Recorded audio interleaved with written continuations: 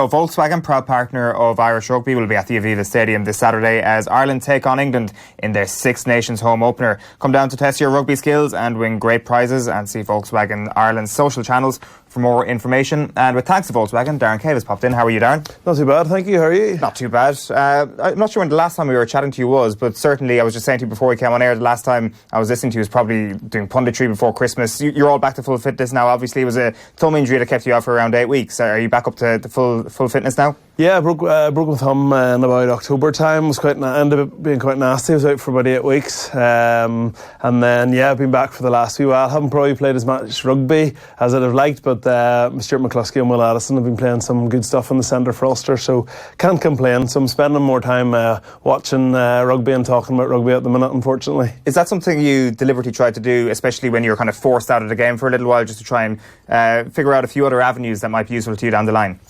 It wasn't something, I suppose, that it wasn't the injury. It's just something I am interested in. I suppose when you've been around professional rugby as long as I have, you do pick up a thing or two about it. And what's great about Irish rugby at the minute is there's such a buzz around the national team and the four provinces, and I enjoy talking about it.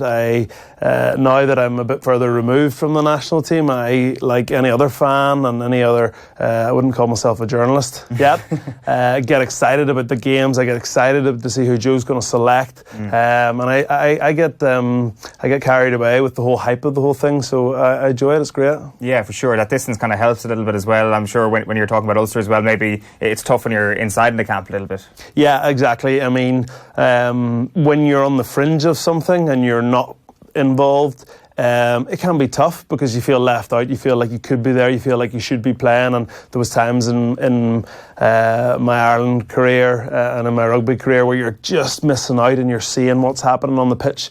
And while you're happy for the team and you're happy for the guys, you do feel a little bit left out. Whereas I'm so far removed from the Irish setup now that I sort of have no, there's not one part of me that feels like, I should be on the pitch or deserve to be on the pitch. So I just love it.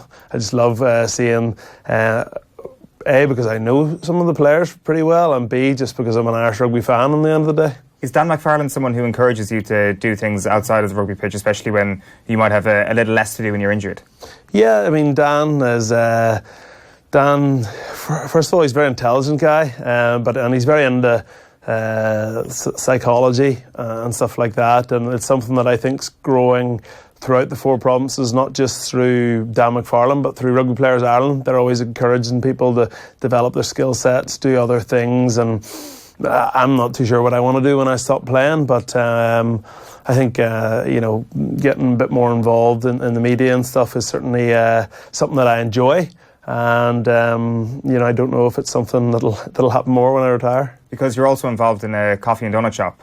Yeah, Guilt Ship Coffee and Donuts. It was a former teammate, Callum Black, who's now at Worcester, and it was kind of an idea that got out of control. You're chatting and it'd be fun to do this, wouldn't it? It'd be great crack. Yeah, we should do it. And the next thing we paid a deposit. So it's been great. Callum got the idea because what's happened in Dublin over the last few years. Belfast is pretty much just like 5 or 10 years behind Dublin. Like any trend in Dublin, I think you could take to Belfast and be ahead of the game. Really? Is that how it tends to work? Yeah. That's definitely how I would view it, and I think a great example of that, not only the coffee scene, which is growing in Belfast but massive in Dublin, but donuts. I think there was an article in one of the Irish papers within the last year, and it was sort of said RIP to the cupcake. And the gist was how there's between 25 and 30 donut stores in Dublin at the minute. But there wasn't in Belfast. But handmade donuts, they are delicious. Yeah. So it was a bit of a gap in the market, tagged along with the growing coffee culture in Belfast. And for me, the biggest thing has just been learning. When you're playing and going in and playing rugby every day, it's a great life, but it's not the real world. So I've learned a lot, and when I come to put a CV together and I'm able to say that I've opened a business, and to be honest, a lot of the time I still don't know what's going on, but I'm doing employee pension contributions and all this kind of stuff, so I think it bodes well. Yeah, the donuts have really taken over Dublin. I'm not sure, were you aware of the Krispy Kreme controversy that it essentially had to get shut down for its 24-hour status last year because the locals were getting woken up because people in the drive-through were just honking the horn constantly. I heard, was this the one in Blanchardstown? Exactly, yeah. Yeah, okay, I was about to say you might have to edit that in a minute, but no, yes, I did hear about it, yeah. We always stayed in a hotel when we were playing Edinburgh. I forget the name of the hotel, but there was do you know it was out of the centre of Edinburgh, at kind of like a roundabout, and you've got your like KFC, and there was a Krispy Kreme at it, and that was probably about 5 years ago, and that was the first time I'd ever come across this Krispy Kreme phenomenon, which is exactly what it is. Are they overrated? Like for people to be queuing up in the middle of the night, honking their horns in a drive-through for a donut, it does seem a bit over the top to me, but maybe they're worth it. Do you know, they're not handmade, but so for how they make them, they are pretty tasty. You know, when you're mass producing something on a machine, of course, it's not going to be as tasty as something that's handmade, and that's what we try and sets us apart up in Belfast, is being handmade. But it has been a long time since I've had a Krispy Kreme, but my memory of them is that they are pretty tasty. You know, we've Tim Hortons has come to Belfast. It is growing. So hopefully not too many more, because we don't want to saturate the market. The irony, of course, is being a professional athlete and looking after your body and also running a donut shop on the side. So I can't imagine you indulge too much in what you're actually selling. A bit. I think it was more Callum back. For anyone who knows what Callum looks like out there, it's more his thing. But you know, part of the brand and part of the whole guilt trip thing and was just. Listen, the healthy eating well is so important, and the health crusade that everyone's on at the minute is brilliant, and it's a very important issue when it comes to our healthcare, etc. But at the same time, we just kind of wanted to step back from that, and they're not. Well, I joke to the guys that they're protein donuts because there's protein in them. It may be only 1 gram of protein per 100 grams of sugar, but you know, it was kind of a stepping back from this whole high protein, low fat. This is just a treat. And that's okay to have every now and again. So that's the way we try and market it and brand it. It's not, it's not supposed to be super healthy. It's just to be something that people enjoy.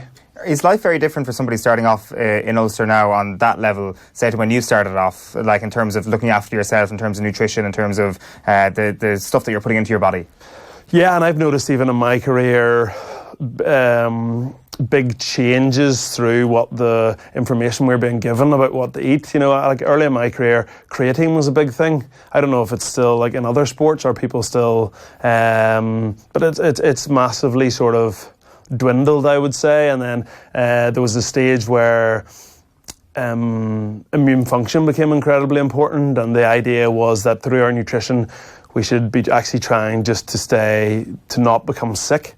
You know, if every player misses 2 days sick in a season, and there's 40 players, that's 80 training days you're missing. So forget about anything else. If you can keep the squad, you know, from the common cold and stuff like that.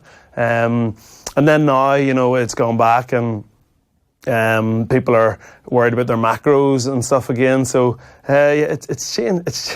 It's like anything in rugby. It just keeps changing, and people come in and say these things are better. And I suppose one thing I will say is, yes, I mean, the young guys now are picked up so young, and they're sat down at a very young age and told what to eat, and they have far more information, and I suppose that's up to them what they choose to do with it then. Yeah, you mentioned creatine kind of going out of the game a little bit. Is that supplement culture in general just kind of having been phased out a tiny bit?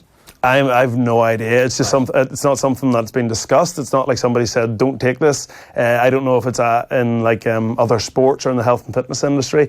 It's just something in rugby that I remember. I think at the time I might have been studying sports science, you know, and it was quite a, you know, ATP and all, creatine and all this.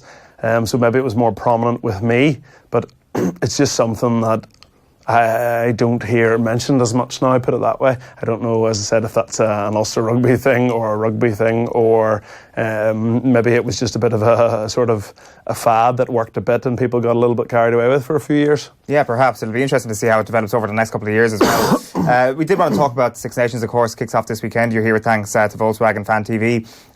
England, first up. When we talk about Ireland's midfield, I'd be interested to get your take on this. There has been some suggestion that Rob Kearney may not be in a place to start the first game of the Six Nations. He's often proved us wrong, though, in the past. And that Robbie Henshaw could potentially move to 15. What are your thoughts on that and Ireland's first choice midfield? I think, this is part of the reason I enjoy these conversations so much. Well, firstly, it's a bit, Ireland have so many players at the minute that it's an educated guess, isn't it? And Joe we trust. He's the guy who we know best. I can only give my personal opinion. I would firstly agree with you that like Rob Kearney has been written off so many times. So I'm not going to write Rob Kearney off. I know he hasn't played a lot of rugby since November. I know he's played the last couple of weekends or just last weekend. I personally am a big Gary Ringrose fan. He's had a good season. Yeah, I just think he's a great player. I think he's a good tackler, but even more so positionally, I just think he. It's not that if Joe went with Bundy and Robbie that it wouldn't work. I just think as a 13, like if somebody said to me, like a school kid said to me, I'm a young outside centre, how should I defend? I would say watch Guy Ringrose positionally. Right. I just think he's very important to Ireland, and he's a player who I just personally admire a lot. So my personal opinion is that Ireland's best midfield is Henshaw with Ringrose, but it's very, very hard to, after the sort of 2018 Bundy Aki's had, to give no mention to him. I suppose to answer your question, I personally wouldn't consider moving Robbie Henshaw to fullback. I know that Joe mentioned that, and he's mentioned it this season, I think. Yeah, I think Rory O'Connor in the Irish Independent this morning had a line that he's been spotted there in training down in Portugal. So that's obviously just to plug the gap that Rob Kearney not being in the warm weather training camp at the moment, that's probably all it is, but it's interesting speculation. Yeah, it is, and another player who I think's had a great this season, 2018-19 so far, is Conway. We know he's a good fullback as well. Jordan Larmour's obviously played well. It's just, again, I don't know what's been happening in Portugal. I haven't been in touch with any of the lads. I can say that I would be surprised to see Robbie Henshaw named at fullback. I think he's one of the best centres in the Northern Hemisphere, and I am a sort of a little bit of a traditionalist in terms of I think you play where you can your best players in your best positions. I do think, I'm not sure what level Rob's at. I don't think there's such a crisis at fullback that we need to start moving players. As I said, Conway's almost been like a forgotten player because of this, because of how well Larmour's done. I mean, every time I've seen Conway play for Munster, he's been brilliant. He played brilliant in the USA game I was commentating on. So I mean, he could do a great job in there. Jordan Larmour, I would have no problem with him playing at fullback. Will Addison's another one who could do a job in there, but he hasn't played there for Ulster. Equally, it's hard to see him featuring in the midfield just because I do think that Ringrose, Henshaw and Aki are the three main contributors there. So it's it's really interesting stuff, but I would be surprised to see Robbie Henshaw named and playing at fullback. Yeah, I think most people will be. There's one thing there that I wanted to just pick you up on. You said if you were instructing any young lad who wanted to play midfield to follow anybody defensively, it's Gary Ringrose. So What would that young person learn from watching Gary Ringrose? What does he do that makes him so special defensively? I think for a start, his positional play is very good. I think a lot of the time he looks not spectacular because he's always in the right place. So he very rarely misses a tackle. I think his tackle entry, the angle with which he enters, he very rarely gets stepped on the inside, and he never gets beaten for pace. So he's not going too far across the pitch, and he's not getting too high up the pitch to getting burnt for speed. So the angle with which he enters a tackle, he gets right a lot. His line speed's very good. His ability to sort of be on like a bit of a drift defence, so think we're in trouble here, but then close at the last minute and put under pressure. I think he makes small decisions like that very well, and he's just, as I said, he's a guy who I would say to a young player, watch what he does. Yeah, for sure. You mentioned Will Addison here, and I just want to finish up on this point. He was quoted in the Daily Telegraph today, actually. Daniel Schofield was speaking to him, and he says that when he was playing over in England, I think Joe Schmidt texted him. It was from a private number, and he didn't believe it was from Joe Schmidt at the time. Picks up the phone to him, and every so often Schmidt would call him, and he was playing over there, and said to him, like, in the 69th minute against Bath, you did such and such a thing. The attention to detail that Joe Schmidt was paying to him, even at a time when he wasn't in the Irish system, was extraordinary. I presume that doesn't surprise you. No, not at all. And I know that, I'm not sure exactly what happened, but I do think a couple of years before Will Addison arrived in Ireland, I do think he had looked at either coming to Ulster or going to another province. So this wasn't the first time that Joe had been after him. I think I'm not sure what it actually does say, but I think for England, if you look at the guys who have played in the centre for England, say since the 2015 World Cup, the likes of Luther Burrell and Sam Burgess and Billy Twelvetrees. I mean, if you went through the clubs, you could name Ollie Devoto, Henry Slade, you could name probably 10 or 12. And I do find it very strange that Will Addison has come to Irish rugby, just in terms of, as I say, I'm not sure exactly what it does say about the culture of English rugby, about what the English rugby team look for in a player. Are they all big lads? I mean, Will is not a massive guy. He's perfect. Neither's Gary, but like they're perfect size for playing international rugby. The English lads you listed off there are quite big. I think they're all probably bigger than Will Addison. Probably, yeah, off the top of my head. I mean, even Twelvetrees, even though he's a good skills, he's a big lad, and obviously Burrell and Burgess.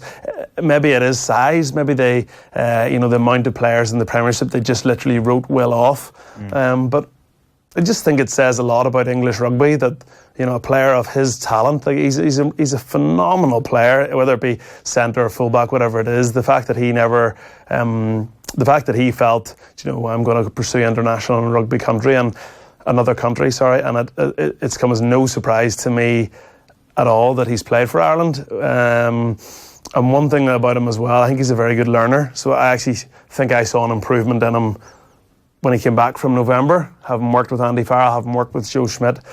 And he's a guy who, I mean, it's very competitive, but who you wouldn't be surprised to see sneak on the plane for the World Cup. Yeah, right. That's really interesting stuff. Is it going to be Grand Slam potential for Ireland this year? It's definitely potential, isn't it? But go on, yeah, we're going to do it again.